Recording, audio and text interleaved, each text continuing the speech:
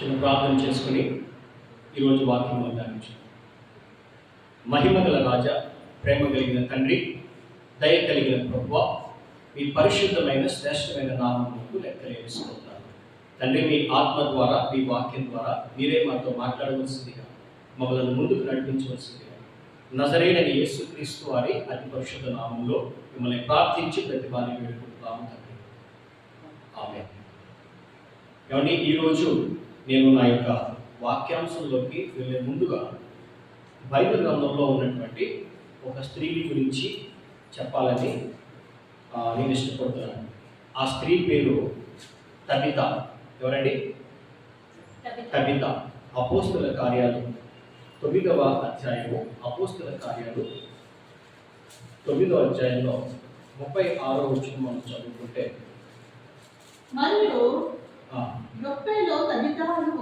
మరియు యొప్పేలో తబిత అను ఒక శిష్యురాలు ఉండెను.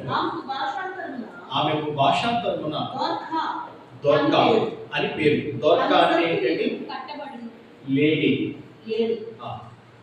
ఆమె సత్క్రియలను ధర్మకార్యములను బహుగా చేసి ఉండెను. ఆ దినముల యందు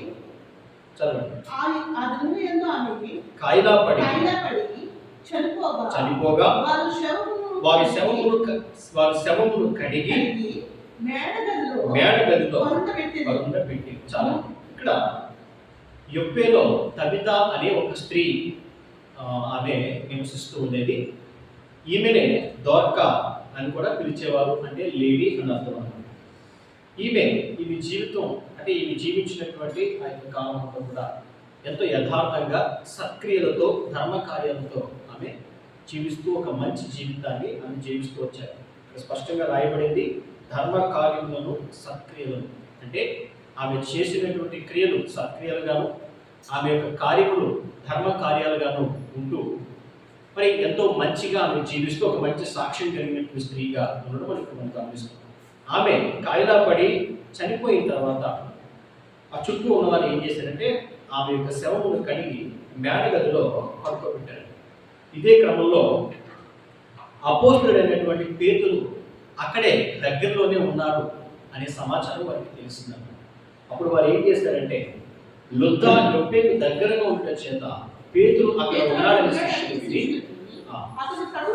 అతడు తడువు చేయక రావాలని వేడుకున్నట్టు ఇద్దరు మనుషులను అతని ఎదుగు పంపింది. సో సమాచారం అయితే పేతురుకు పంపించారు. అయ్యా, దయచేసి ఒక్కసారి తడువు చేయకుండా ఇక్కడికి రండి, అంటే యొప్పేకి రండి అని లుద్దాలో ఉన్నటువంటి పేతురుకు వారు సమాచారం పంపించారండి. సో పేతురు వెంటనే పేతురు వెంటనే అక్కడికి వెళ్ళడం జరిగింది. అక్కడికి వెళ్ళిన తర్వాత మేడగదిలో అప్పటికే ఆమె మరణించినటువంటి ఆమె దేహాన్ని వారు శుభ్రపరిచి మేడగది పడుకోబెట్టారు.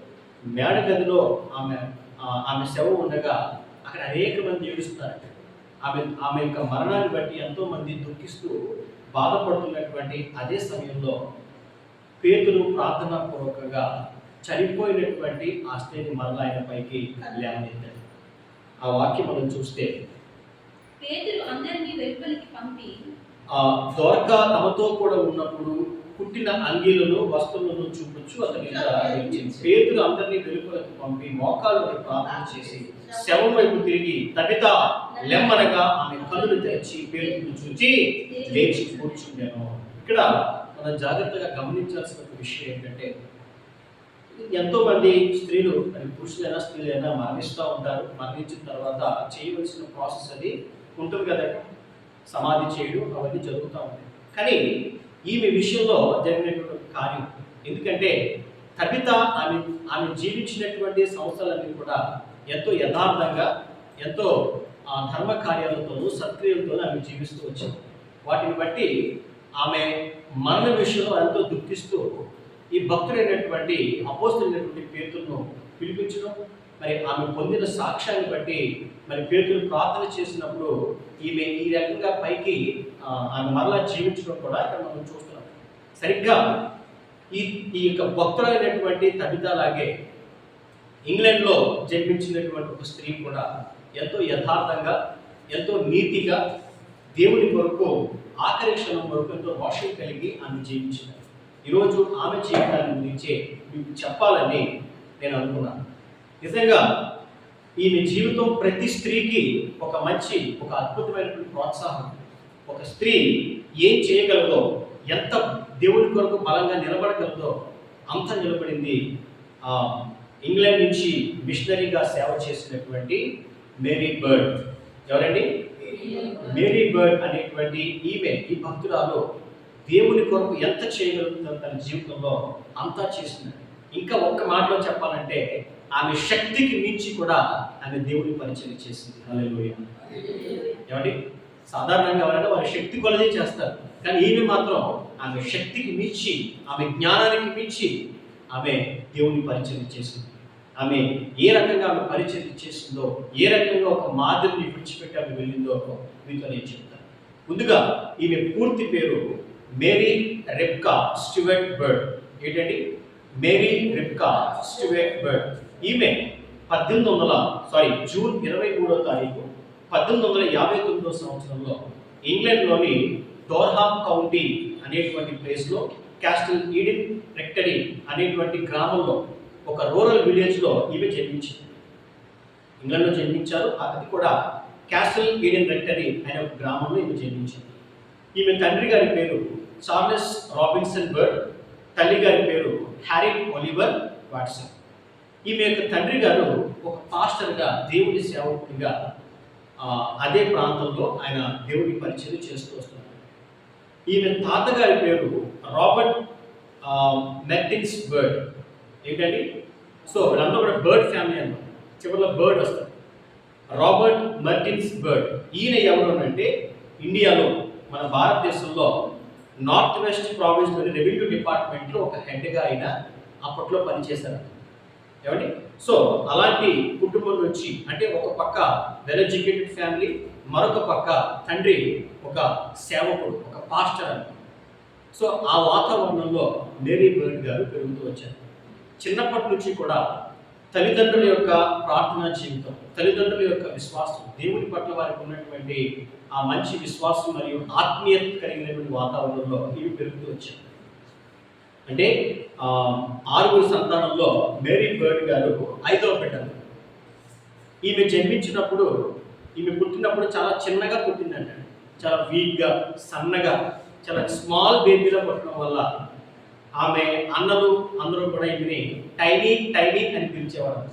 అంటే చిన్నది చిన్నది అని చెప్పి టైనీ అని ఆమెను పిలుస్తూ వచ్చేవారు.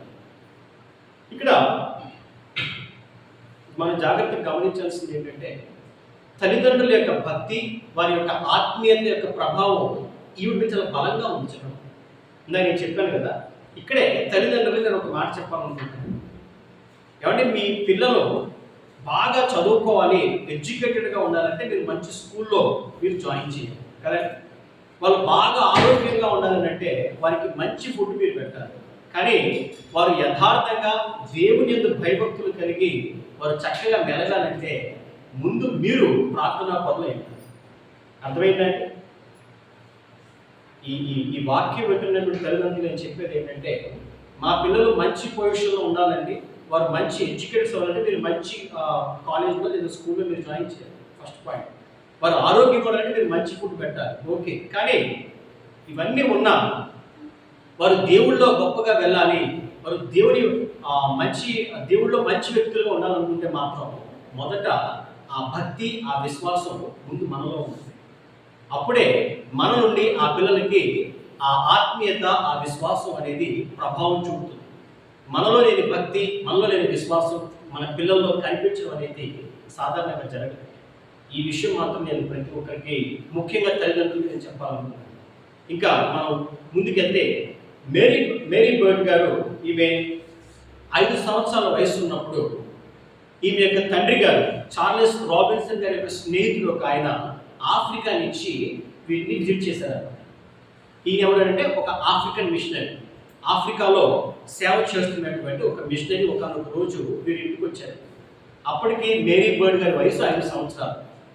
ఎవరు వచ్చారు అంకుల్ అని చెప్పి దగ్గరికి రాగానే ఆయన ఆఫ్రికన్ మిషనరీ ఆయన ఏం చేశారంటే ఆమె దగ్గరికి తీసుకుని, అమ్మ, ఆఫ్రికాలో దేవుని పరిచయం గురించి నీకు చెప్పాలనుకుంటున్నాను, వింటావా అంటే, వింటాను అంకుల్ చెప్పండి అని అంటే, అక్కడ ఉండేటువంటి సేవా పరిచయ విధానం అంతా కూడా ఆమెకు చెప్పారు. చెప్పిన తర్వాత ఆయన ఏమన్నాడంటే, చూడమ్మా, ఆఫ్రికాలో తల్లిదండ్రులు వారి పిల్లలకు యేసయ్య ప్రేమను గురించి, యేసయ్యని గురించి చెప్పట్లేదు.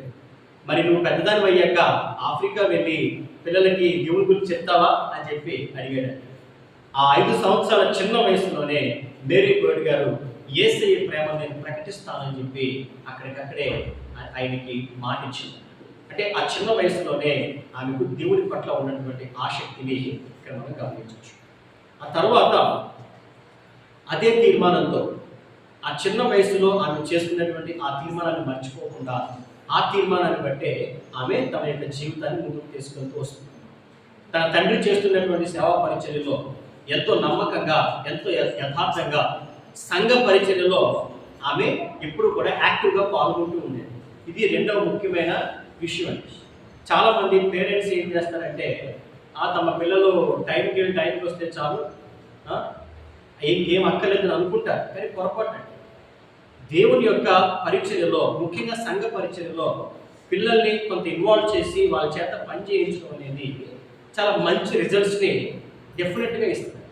వారు దేవునితో ఎక్కువ సమయం గడపడానికి, ప్రార్థనా పరుల మధ్య వారి సహవాసంలో కొంత సమయం వారు గడపడానికి అది మంచి అవకాశంగా మారుతుంది. మేరీ బర్డ్ గారి విషయంలో అదే జరిగింది. చిన్న వయసు నుండి సంఘ పరిచర్యలో ఆమె ఎక్కువగా యాక్టివ్గా ఉంటూ ఉండేది. ఇదే క్రమంలో 1886 సంవత్సరంలో మేరీ బర్డ్ యొక్క తండ్రి గారు ప్రభువులో నిద్రించారు. అయినప్పటికీ కూడా ఆమె కృంగిపోకుండా దేవుని పరిచర్యలో ఆమె ఇంకా యాక్టివ్గా ఆమె పాల్గొంటూ సంఘ పరిచర్యలో చురుకుగా పాల్గొనేవారు మేరీ బర్డ్. అదే సమయంలో ఆమె కొన్ని వివాహ మ్యాచెస్ కూడా వచ్చినాయి అన్నమాట. వాళ్ళు తెలిసిన వారి దగ్గర నుంచి వివాహం కొరకు కొంతమంది సంప్రదించారు. కానీ ఈమె జీవితంలో, ఈమె యొక్క హృదయంలో మాత్రం ఒక్కటే కోరిక. అదేంటంటే, నేను మిషనరీ అవ్వాలి, నేను దేవుని సేవకురాలే, వేరే దేశంలో దేవుని స్వార్థను ప్రకటించాలి అనే ఏకైక లక్ష్యంతో ముందుకెళ్ళి వివాహాన్ని కూడా ఆమె త్యాగం చేసింది. వివాహాన్ని త్యజించి దేవుని పరిచయం చేయాలని నిర్ణయం తీసుకున్నారు మేరీ బర్డ్. ఆ తర్వాత ద విలియమ్స్ అనేటువంటి కాలేజ్లో చాలా బేసిక్ మెడికల్ ట్రైనింగ్ ఆమె పొందుకున్నారు. ఈ ద విలియమ్స్ అనేటువంటి ఈ కాలేజ్ ఏంటంటే లండన్లోని స్టోక్ నివింగ్టన్ అనే ప్లేస్లో ఉన్నారు. ఏంటి కాలేజ్ అంటే, this is a training college for women workers అంటే సిఎంఎస్ ద్వారా, మీ అందరికీ తెలుసు కదా, సిఎంఎస్ అంటే చర్చ్ మిషనరీ సొసైటీ. ఈ సిఎంఎస్ ద్వారా రన్ చేయబడుతున్నటువంటి ఒక medical training college the Williams అనే. ఆ విలియమ్స్ అనే కాలేజ్లోనే ఇవి చాలా బేసిక్ మెడికల్ ట్రైనింగ్ తీసుకున్నారు. ఆ బేసిక్ మెడికల్ ట్రైనింగ్తోనే 1891లో మరొక సహోదరితో కలిపి మొదటిసారి ఒక పడవ మీద వారిద్దరూ కలిపి ఇరాన్ వెళ్ళారు. ఏమండి, వారు ఇరాన్ వెళ్ళి అక్కడ దేవుని పరిచయం చేయాలి, అక్కడ మెడికల్ సపోర్ట్ ఇవ్వాలి అని చెప్పి వారొక నిర్ణయం, అంటే through CMS, through church of ఆ యొక్క సొసైటీ ద్వారానే వారు వెళ్ళడం జరిగింది. సో 1891లో మొట్టమొదటిసారి వారు ఇరాన్ వెళ్ళారు. అక్కడే తీరా అక్కడ చూసేటప్పటికి అక్కడ ఎక్కువ మంది లేరు మిషనరీస్, కేవలం 4 మాత్రమే ఉన్నారు. వీరు అందరూ కలిపి అక్కడ ఈ యొక్క మెడికల్ క్యాంప్స్, మెడికల్ సపోర్టు వారు ప్రారంభించారు. కాకపోతే అక్కడ అన్ని సదుపాయాలు లేవు, అక్కడ ఫెసిలిటీస్ లేవు. చాలా తక్కువ ఫెసిలిటీస్తోనే అక్కడికి వెళ్ళి వారు మెడికల్ సపోర్ట్ వారు అందించారు. ఆ తర్వాత అక్కడ ఉన్నటువంటి భాషలు, పెర్షియన్ మరియు అరబిక్ భాషల్లో వారు చాలా తక్కువ సమయంలోనే వారు నేర్చుకుని వారికి ఉన్నటువంటి లిమిటెడ్ మెడికల్ సపోర్ట్తోనే అక్కడ ఉన్న ప్రజలకు ఉన్న ఆ యొక్క ప్రమాదకరమైనటువంటి ఆ యొక్క డిసీజెస్ ఏవైతే ఉన్నాయో వాటిని ట్రీట్ చేశారు. ఒక చిన్న బాబుకి మలేరియా వస్తే అప్పట్లో వారికి ఉన్నటువంటి చాలా లిమిటెడ్ మెడికల్ సపోర్ట్తోనే ఆ బాబుకు నయం చేశారు ఆ యొక్క మలేరియా ఫీవర్ వచ్చింది. అప్పటి నుంచి ఎప్పుడైతే ఆ బాబుకు ఆ స్వస్థత కలిగిందో అప్పటి నుంచి కూడా ఆ చుట్టుపక్కల అందరికీ కూడా ఇవి పరిచయం అయ్యారు. అలా కొంచెం అక్కడ ఉన్న వారికి ఆ యొక్క వైద్య సహాయం అందిస్తూ, ఎవరికైతే ఆమె వైద్యం చేస్తూ వచ్చేదో వారికి ప్రార్థన చేస్తూ వచ్చేది, వైద్యం అందిస్తున్నప్పుడే ఆమె దేవుని సువార్తను ప్రకటిస్తూ వచ్చింది. ఆమె డాక్టర్ కాదు, మెడిసిన్ చేయలేదు. ఆమె చేసిందల్లా ఏంటంటే ఒక సాధారణమైనటువంటి నార్మల్ మెడికల్ ట్రైనింగ్ మాత్రమే ఆమె తీసుకున్నారు. దాంతోనే ఆమె దేవుని పరిచయం చేయడం కూడా ప్రారంభించారు. ఒకనొక టైంలో ఒంట్లో బాగున్నటువంటి ఒక తల్లి తన 8 years కుమార్తెను వెంట పెట్టుకుని ఈమె దగ్గరికి వచ్చారు. ఈమె దగ్గరికి వచ్చి వైద్యం చేసిన తర్వాత, ఏమండి నా నా కూతురు ఒక్కోసారి రాత్రి సమయంలో నాకు సహాయం చేయమంటే నాకు సహాయం చేయకుండా భయపడుతూ కూర్చుంటుంది, అలాగా నాకు ఏం అర్థం అవ్వట్లేదంటే ఈమె అడుగుతారన్న, ఏంటమ్మా నీ ప్రాబ్లం ఏంటంటే అప్పుడు చెప్తుందమ్మా, నాకు చీకటి అంటే భయం అండి, నాకు చీకటి రాగానే చాలా భయపడిపోతాను, నేను ఏ పని చేయకుండా అలాగా ఆగిపోతే నాకు చీకటి చాలా భయం అని చెప్తాను. అప్పుడే మేరీ బర్డ్ గారు ఆ 8 years పాపకి యేసు ప్రభువుని గురించి చెప్పడం ప్రారంభించారు. యేసయ్య మనల్ని ప్రేమిస్తున్నాడు, ఆయన మనల్ని సంరక్షిస్తూ ఉంటాడు, ఆయన కునుకక నిద్రించక ఎల్లప్పుడూ మనల్ని కాపాడుతూ ఉంటాడమ్మా. ఈసారి చీకటి వచ్చినప్పుడు ఆ చీకటిలో యేసయ్య పిలుపును నువ్వు పిలువు, యేసయ్య అని పిలువు, అప్పుడు ఆయన ఆ చీకటిలో వెలుగునిస్తాడు అని చెప్పి ఆమె చెప్పడంతో కొన్ని దినాలకి ఆ పాపకి చీకటి అంటే భయం పోయి ఎంతో ధైర్యంగా రాత్రి సమయంలో కూడా తన తల్లికి సహాయం చేస్తూ వచ్చాడు. ఆ తర్వాత కొన్ని రోజులకి తల్లి మరలా వచ్చింది. ఏమంటే మీరు ఏం చెప్పారో కానీ మీరు యేసయ్య గురించి చెప్పారు కదా, అప్పటి నుంచి నా కూతురు ఎంతో ధైర్యవంతులుగా మారింది, ఇదే సువార్తను ఇదే యేసయ్య ప్రేమను ఇంకా వేరే పిల్లలు కూడా చెప్పచ్చు కదండి అని చెప్పి ఆమె అడుగుతున్నాను. ఆమె ఇంట్లోనే ప్రార్థనా కూడాలు ఏర్పాటు చేసి చుట్టుపక్కల ఉన్నటువంటి పిల్లలందరినీ కూడా పిలిచి వారికి యేసయ్యని గురించి చెప్పమని ఆమె కోరడం, మేరీ బర్డ్ గారు చెప్పడం, ఇలా దేవుని సువార్త అనేది క్రమక్రమంగా ముందుకు వెళ్తూ వచ్చింది. అంటే నిజంగా చీకట్లో ఉన్న వారికి వెలుగును పంచే గొప్ప సువార్త ఆమె చేసింది. ఇంకా యాక్చువల్ చెప్పాలంటే నేను చెప్పాను కదండి, ఈ యొక్క మెడికల్ ఫీల్డ్లో ఆమె పూర్తిగా శిక్షణ తీసుకోలేదు, కానీ మెడికల్ డాక్టర్స్ కూడా ఇవ్వనటువంటి మెడికల్ సపోర్ట్ని ఆమె ఇస్తూ వచ్చేదండి. ఇంకా ఇంగ్లాండ్ నుంచి ఆ యొక్క వైద్య శిబిరాలను ఇంకా మెడికల్ ఎక్విప్మెంట్ని కూడా ఆమె ఎప్పటికప్పుడు ఆ ఇరాన్ ఆ ప్రాంతాలకి ఆమె తీసుకొస్తూ వచ్చారు. ఇలా 1894లో ఇస్వాహాన్లో ఒక మెడికల్ డిస్పెన్సరీని ఆమె మొట్టమొదటి ప్రారంభించారు. ఒక మెడికల్ డిస్పెన్సరీ వారు ప్రారంభించారు. అక్కడికి వచ్చేటువంటి అనారోగ్యులందరికీ కూడా ఒకటి వైద్యం చేయడం, రెండవది వారి కోసం ప్రార్థన చేయడం, మూడవది వారికి సువార్త అందించడం. ఇదే ఒక పట్టుదలతో, ఇదే డెడికేషన్తో ఆమె అక్కడ సువార్త చేస్తూ వచ్చారు. ఆ ప్రాంతంలోనే, ఆ యొక్క ఇస్వాహాన్ ప్రాంతంలోనే అనేక మందిని ఆమె యేసుక్రీస్తు ప్రభువుని నడిపించగలిగారు. హల్లెలూయా. ఒక చిన్న ఎగ్జాంపుల్ మీకు చెప్తానండి. అబ్బాస్ అనే ఒక అబ్బాయి అనారోగ్యంతో ఉన్నప్పుడు, యవ్వనస్తుడే, ఎప్పుడైతే ఈమె మేరీ బర్డ్ గారు ప్రార్థన చేశారో అబ్బాస్ గారికి నయమైందండి, వ్యాధి నయమైందండి. అంటే అప్పటికే చాలా సంవత్సరాలుగా ఈయన చాలా ఇబ్బంది పడుతూ ఉన్నాడు. ఎప్పుడైతే మీరు ట్రీట్ చేసి ఈ అబ్బాయి కోసం ప్రార్థన చేస్తుందో వెంటనే అబ్బాస్కి ఏమైంది, స్వస్థత కలిగింది. అప్పుడు అబ్బాస్ తన ఇంటిని ఈమెకి ఇచ్చేసాడు అన్నమాట. దేనికేనంటే ఆ యొక్క బైబిల్ తరగతులు పిల్లలకి చెప్పడానికి, చుట్టుపక్కల ప్రాంతంలో వారికి బైబిల్ గురించి చెప్పడానికి తన ఇంటిని ఆమెకు డొనేట్ చేయడం కూడా ఇక్కడ మనం చూడవచ్చు. ఈ రకంగా ఎన్నో సాక్ష్యాలు, ఎవరి కోసం ఈమె ప్రార్థన చేస్తే, ఎవరికి ఈమె వైద్యం చేస్తే వారికి గొప్ప విడుదల, గొప్ప స్వస్థత కలుగుతూ వచ్చింది. మరొక సందర్భంలో ఒక స్త్రీ ఒకరోజు మేరీ బర్డ్ గారితో, ఎందుకండి ఇన్నాళ్ళ పాటు మా ఇరాన్ ప్రజలకు యేసయ్య గురించి ఎవరో చెప్పలేదు, మీరు చెప్పరా, ఎందుకని చెప్పరని చెప్పి పాప చాలా వ్యాధులతో అడిగినప్పుడు చాలా సవాలుగా తీసుకుందండి. చాలా సవాలుగా తీసుకుని ఇంకా ఇంగ్లాండ్కి అనేక ఉత్తరాలు రాసి ఇరాన్ లాంటి ఒక ఇస్లామిక్ భావజాలం ప్రాంతంలో యేసుక్రీస్తు ప్రభు యొక్క సువార్త చాలా అవసరం అని చెప్పి అనేక మందిని మోటివేట్ చేసి అక్కడికి తీసుకొచ్చి దేవుని సువార్తను ప్రకటించడం ఆమె ప్రారంభించింది. అనేక మీటింగ్స్ పెట్టడం ద్వారా ఆయా ప్రాంతాల్లో మరి ఇలాంటి మెడికల్ డిస్పెన్సరీస్ ఇంకా అనేక ఆమె ఏర్పాటు చేస్తున్నారు. ఇంకా వేరే చోట్ల కూడా యాడ్స్ అనేటువంటి ఒక ప్రాంతంలో, కెర్మాన్ అనే మరో ప్రాంతంలో, ఇలా చాలా చోట్ల ఈ మెడికల్ డిస్పెన్సరీస్ అని ప్రారంభించి అక్కడ ఉన్నటువంటి ప్రజలకు దేవుని సువార్తను అలాగే ప్రార్థనా కూటాల ద్వారా దేవుని వాక్యాన్ని ఆమె అందిస్తూ వచ్చారు. ఇక్కడ మనం జాగ్రత్తగా గమనించాల్సింది ఏంటంటే, అదేంటంటే ఈమె ఇరాన్ వెళ్ళింది కదా, అక్కడ ఈమెకి ఎలాంటి ఇబ్బందులు కలగలేదా అంటే ఈమెకి చాలా ఇబ్బందులు కలిగినాయి. అంటే ఇరాన్ అనేది మొదటి నుంచి ఒక ఇస్లామిక్ భావజాలం కలిగిన ఒక ప్రాంతం అన్నమాట. అలాంటి ఆ ప్రాంతంలో ముల్లా అనే ఒక గ్రూప్ ఉండేది.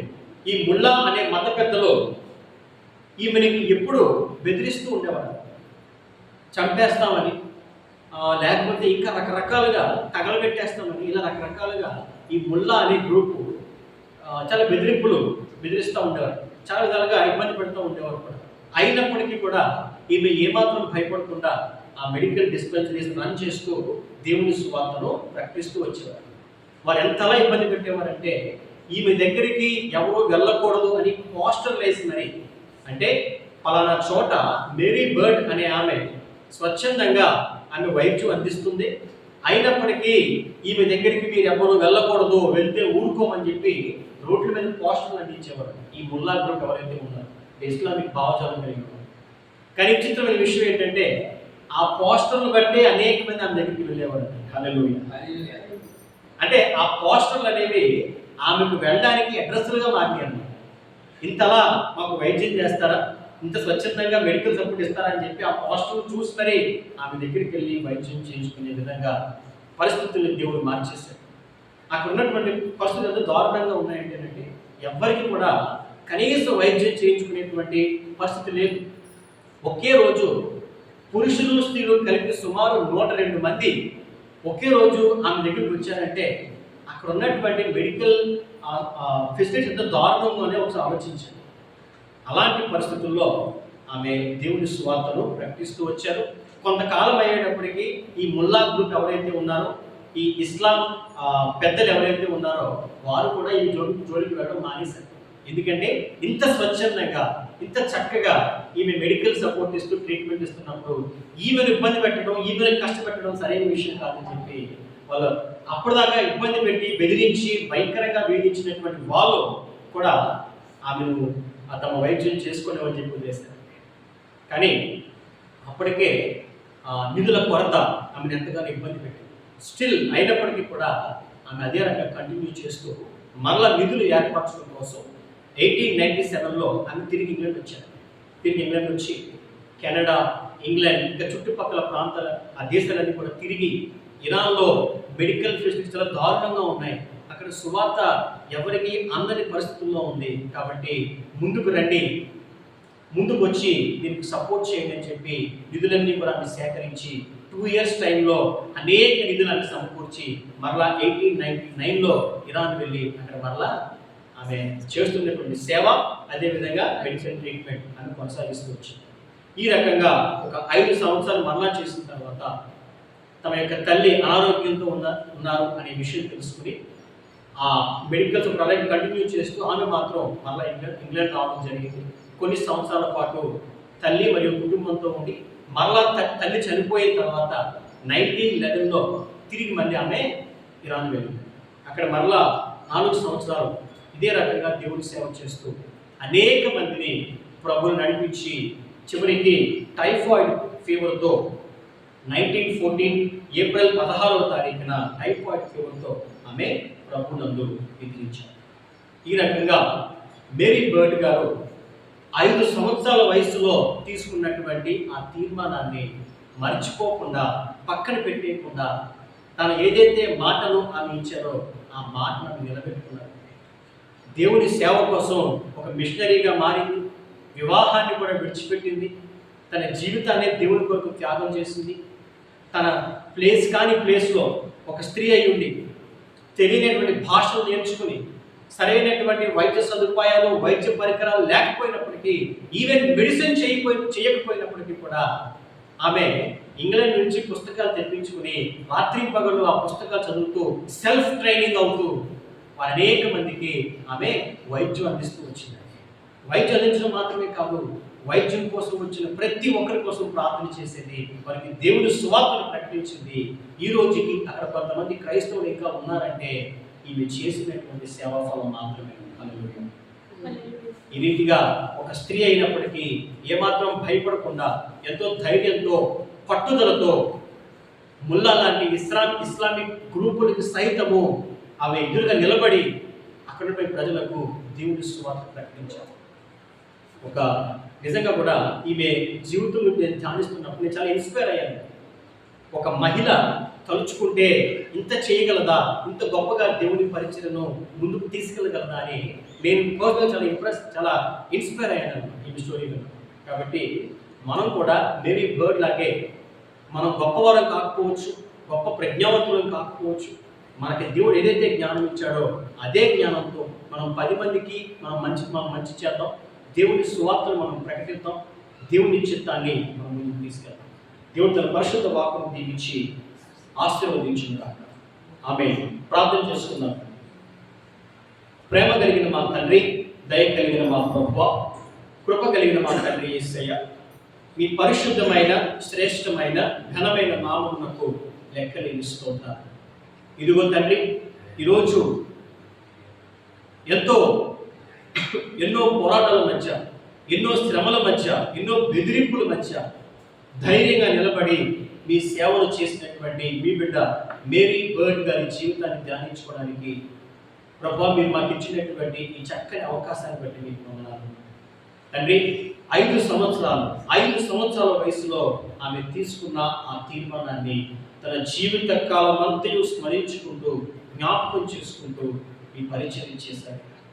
ఎస్, ఒక వ్యక్తి, స్త్రీ అయినా పురుషుడైనా, ఎవరైనా, ఏ ప్రాంతం వారైనా, ఏ దేశం వారైనా పట్టుదలతో దేవుని సువార్త చేయాలని ఒక నమ్మకంతో ముందడుగు వేస్తే వారికి మీరే తోడుగా ఉంటారు.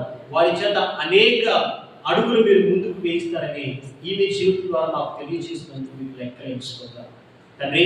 ఎవరైతే ఈ మాటలు విన్నారో వారిని కూడా మీరు ఇన్స్పైర్ చేయండి. కేవలం మా కోసం మేము బ్రతకడం మాత్రమే కాదు, మీరు మా పోషణ మాత్రమే కాదు తండ్రి, మీరు మా భుజాలపై ఉంచినటువంటి ఈ సువార్త భారాన్ని ముందుకు తీసుకెళ్ళగలిగే కృప మాకు దయచేయండి. మేము చేయగలిగే సేవను తప్పక మేము చేయగలుగుతాం. ఏ విధంగా వీలైతే ఆ విధంగా అనేక మందికి సువార్తను ప్రకటించాలి. మా అందరికీ సహాయం దయచేయవలసిందిగా, మీరే మహిమ పొందవలసిందిగా నజరేయుడైన యేసుక్రీస్తు వారి పరిశుద్ధ నామములో మిమ్మల్ని ప్రార్థించి ప్రతిమాలు వేడుకుంటున్నాం తండ్రి. ఆమేన్, ఆమేన్, ఆమేన్. అందరికీ వందనాలు.